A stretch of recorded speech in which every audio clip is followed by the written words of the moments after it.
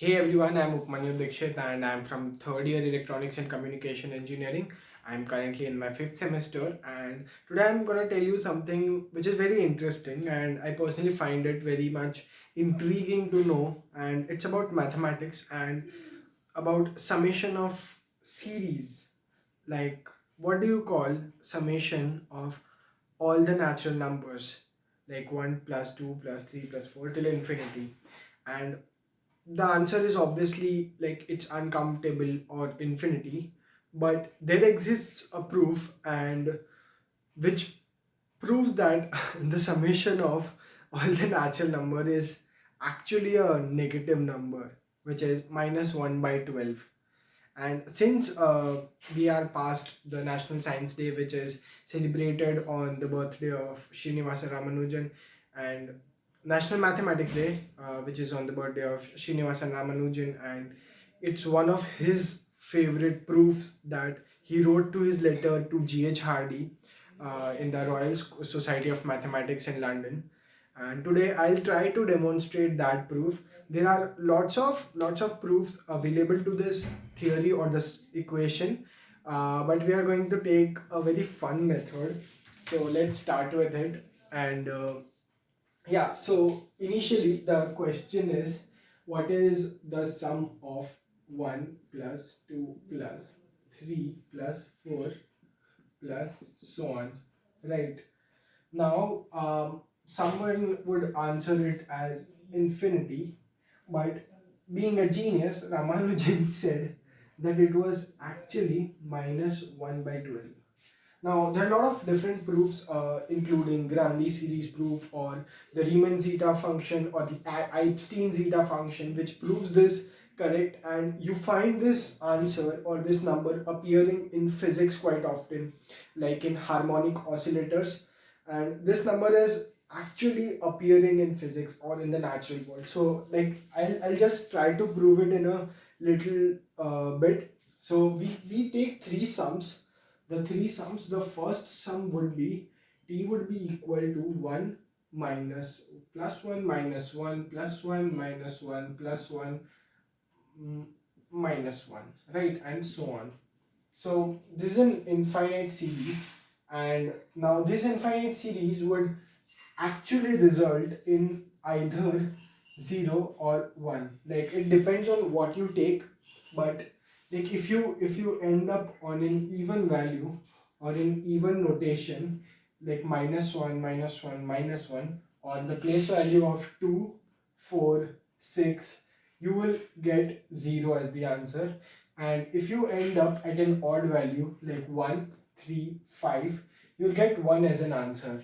So, being no definitive answer to this, we can take an average of these two numbers 0 and 1, which would make the sum equals to 1 by 2.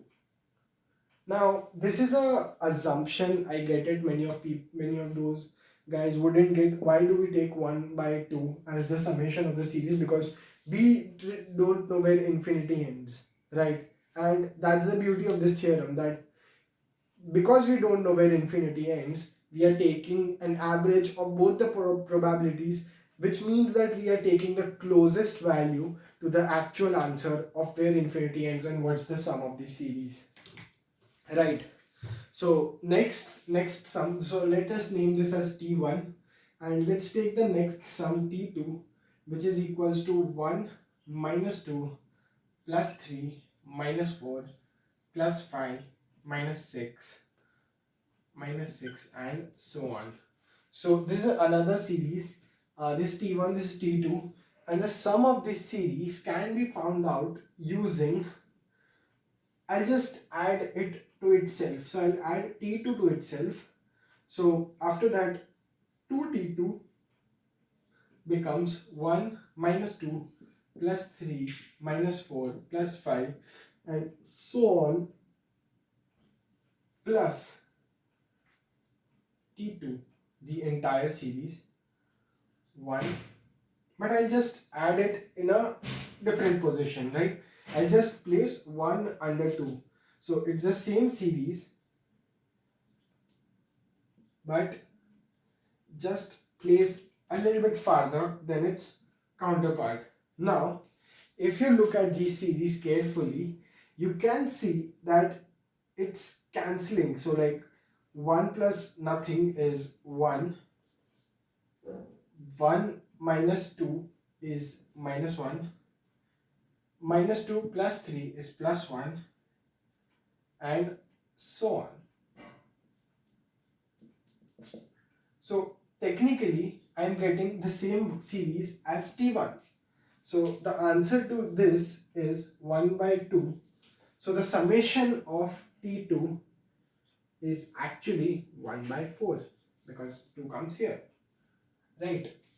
So these two are astounding results, right? These two results are phenomenal, and I'm not just saying that because we take an average here or due to this sum, they are actually proven. For example, this is proven by Leonard Euler using the Grandi series as a summation, and this is actually proven using yet another formula by Riemann zeta function, or the Ramanujan summation, what you can call, or the zeta regulation, you can call this. Both of these formulas prove this sum, but this is the most easiest method to look at it, and it's the most fun method, right?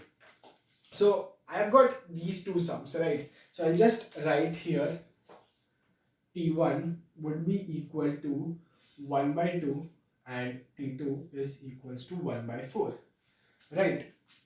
Now moving on to the second part of the equation, we can have, yeah, moving on to the second part. Here, I'll just erase this for once, but we have got both of our formulas here, right? Now comes an interesting part. Let us call this series that we really want to know the sum of this series as x, right? So x is equals to 1 plus 2 plus 3 plus 4.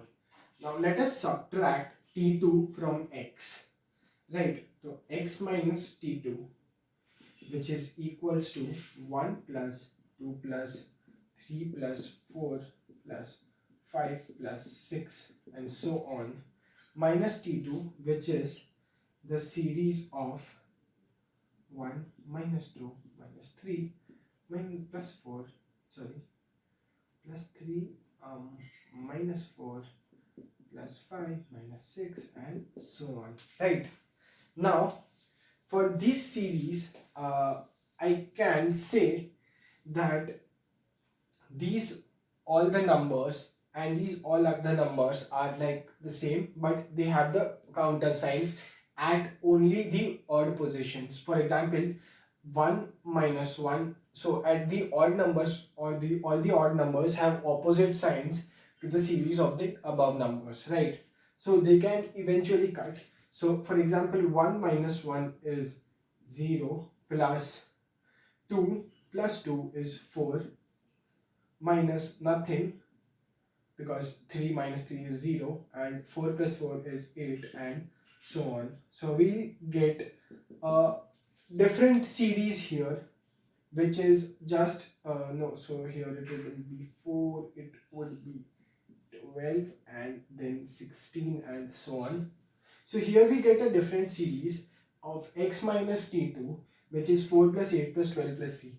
Now, fun part again, if I take the factor of 4 out of this series, I'll get 4 common, 1 plus 2 plus 3 plus 4 plus 5 and so on. This is what I wanted to find out, and it's the common factor of 4, right? Now the fun part, I'll just call this thing as x again. So x becomes x minus t2 is equal to 4 into x, which by solving, the t2's value is 1 by 4. X minus 1 by 4 is equals to 4 of x. X goes here, which is equals to minus 1 by 4 equals to 3x. X becomes, sorry, the bigger x becomes minus 1 by 12. Here is the proof. So this proof essentially says that sum of all the natural numbers from 1 to infinity equals to minus 1 by 12.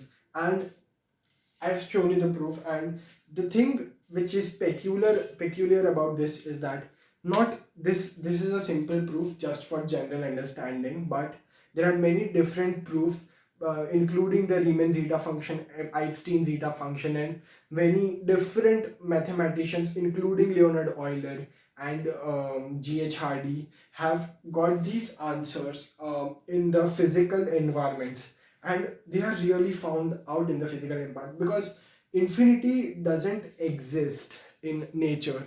In nature there exists finite values, right?